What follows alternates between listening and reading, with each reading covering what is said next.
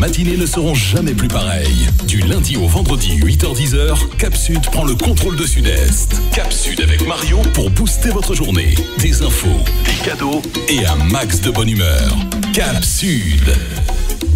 9h25, Cap Sud continue et cette fois, dans notre rubrique Beau Comptage, nous recevons ce matin Madame Bénédicte Montfort qui est chargée de mission, projet, stratégie à la direction générale de l'Espace Sud. Madame Montfort, bonjour.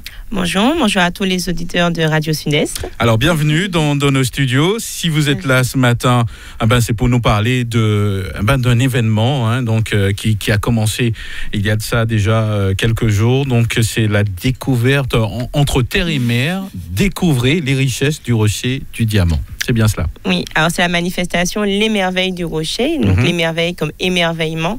C'est une manifestation qu'a voulu le président de l'Espace Sud pour mettre en valeur le rocher du diamant. Et elle s'inscrit dans la continuité des actions du maire du Diamant, puisqu'il mettait déjà en place la fête du rocher, qui était un peu dans la même dynamique. C'est bizarre, il n'y a pas longtemps, je passais à côté du rocher, j'étais en train de me dire, si on mettait de la lumière, on l'éclairait, ce serait peut-être sympathique. Bon, je sais que c'est un rocher protégé, on ne peut pas faire n'importe quoi. On ne peut pas faire n'importe quoi, parce que c'est vrai qu'il est protégé par un arrêté de biotope depuis les années 90.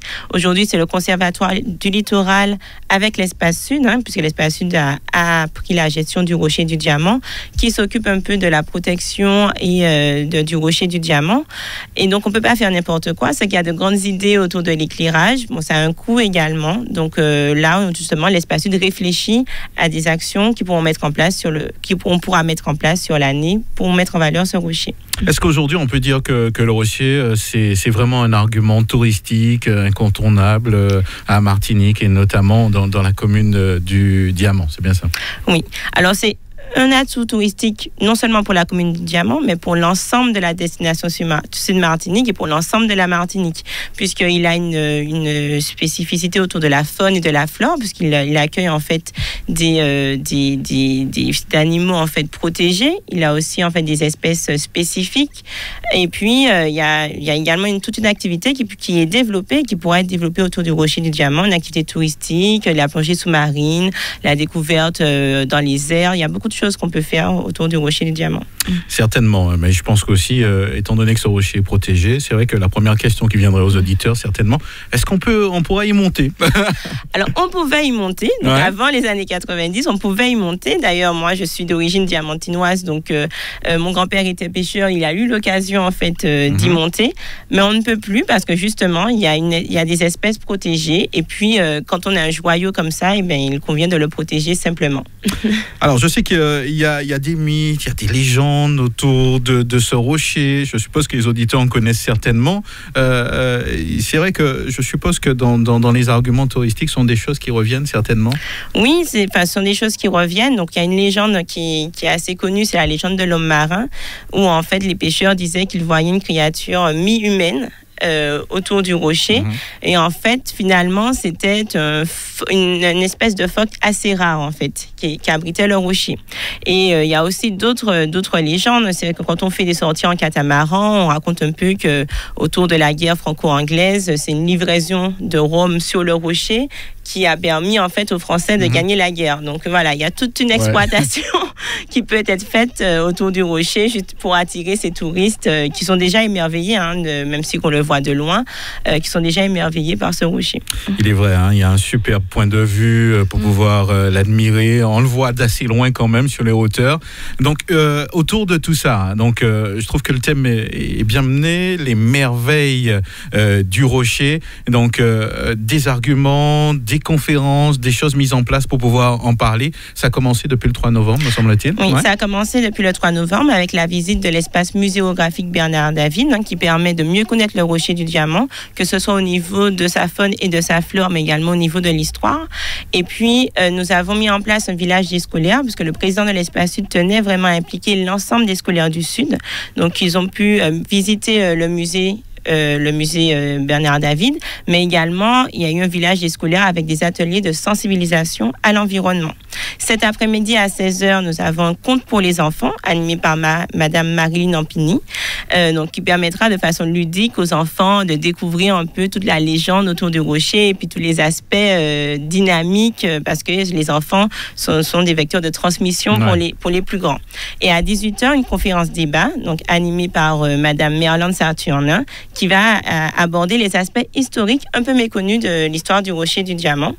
Et puis ça continue aussi la semaine prochaine avec toujours le mercredi 14 novembre le conte pour les enfants et une autre conférence débat sur l'aspect biodiversité animée par Monsieur Alain Saint-Albin et le grand spectacle, donc une fresque vivante pour mettre en lumière, en chant, en danse, en théâtre, le Rocher du Diamant, le samedi 17 novembre à 20h sur la place de l'église. Et c'est ouvert à tous.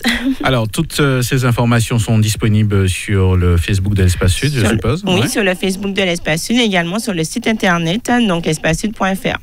Alors, dans un futur, dans un avenir proche, est-ce qu'il y a des projets qui sont en train de mûrir en termes de développement? On en a parlé un petit peu en début, en termes d'activités touristiques. Est-ce qu'il y a des choses qui vont arriver bientôt? Alors, l'Espace Sud a repris la compétence promotion du tourisme au 1er janvier 2017. Donc, il y a un plan d'action que nous sommes en train de développer avec les communes membres pour justement mettre en place des animations sur la valorisation du patrimoine, de l'artisanat, des professionnels du territoire.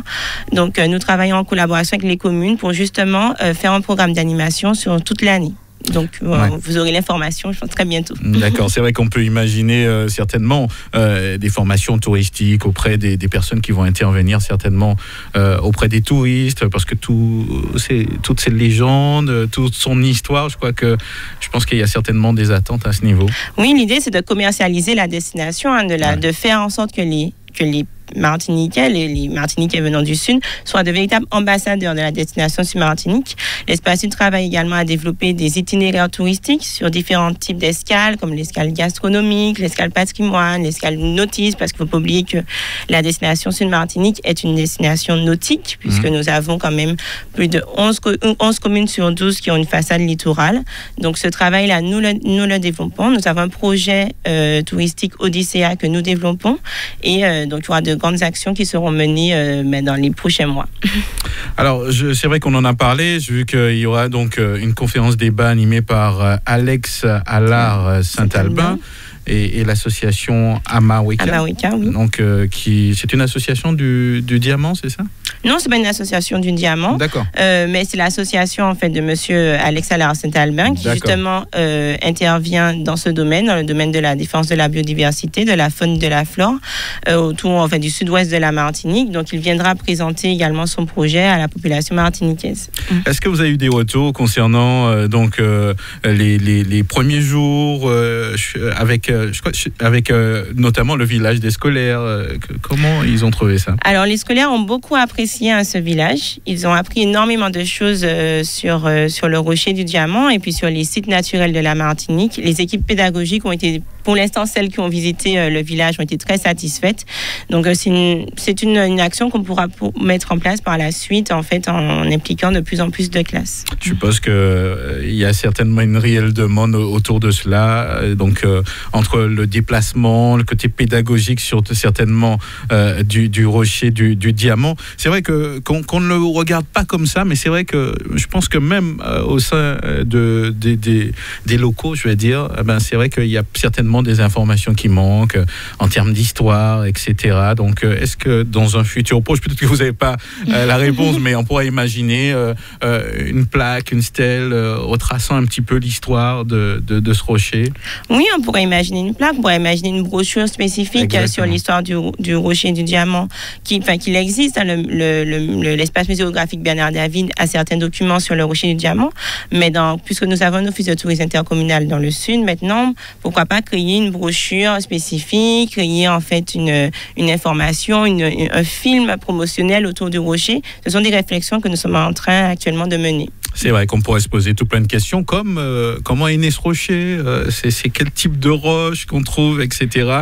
C'est vrai que là, quand on commence à s'y intéresser, c'est vrai qu'on se pose plein de questions, et c'est le moment peut-être de se poser ces questions dans ce moment où on parle du rocher, les merveilles du rocher entre terre et mer. Je trouve ça très bien, tiens, la découverte, découvrir les richesses du rocher et du diamant. Donc cet événement donc, se déroule en ce moment même. Donc on va parler du prochain rendez-vous.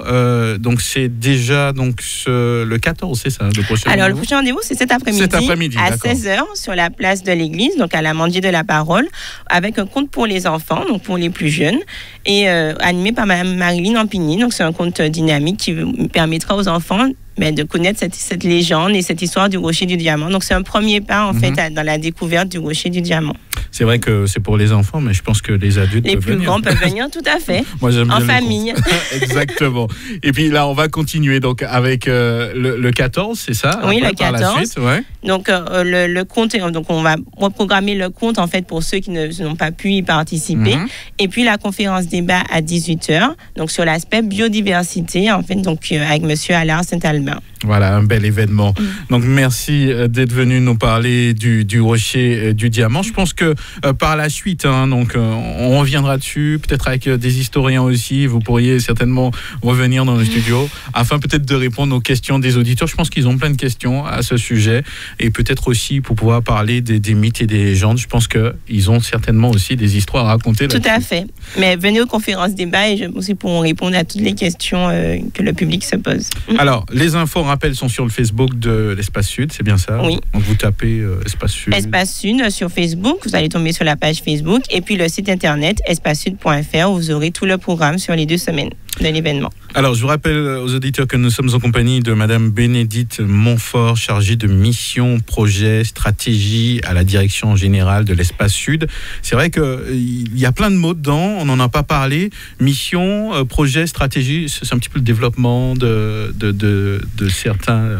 Oui, ce sont les projets d'envergure qui sont portés par la communauté d'agglomération de l'Espace Sud, les projets transversaux qui concernent l'ensemble des directions. Puisque à l'Espace Sud, nous avons un projet en fait touristique, donc le projet Odyssea, et c'est un projet en fait qui inclut l'ensemble des communes et qui va concerner un certain nombre de domaines, que ce soit au niveau de l'activité touristique, mais de l'activité aussi patrimoniale et de l'activité du nautisme, afin de faire en fait de la destination Sud-Martinique une destination d'excellence. Ma toute dernière question, au niveau touristique, au niveau des atouts que nous avons en Martinique, je pense qu'on n'a rien à envier aux îles qui sont autour de nous. Je partage votre point de vue, on n'a rien à envier, on a énormément d'atouts. Là, maintenant, l'enjeu, c'est de pouvoir les mettre en valeur et de pouvoir les montrer au public. Voilà, c'est sur ces mots que nous allons terminer, les mettre en valeur pour le montrer au public, aux touristes, à tout à chacun. Merci à vous. Merci. Et puis, je vous souhaite une bonne manifestation. Donc, je vous rappelle les merveilles du rocher. Moi, je trouve ça très, très beau, l'intitulé, donc entre terre et mer. Je trouve ça très joli. Ça invite au voyage. Merci d'être venu. À bientôt. Et merci à vous.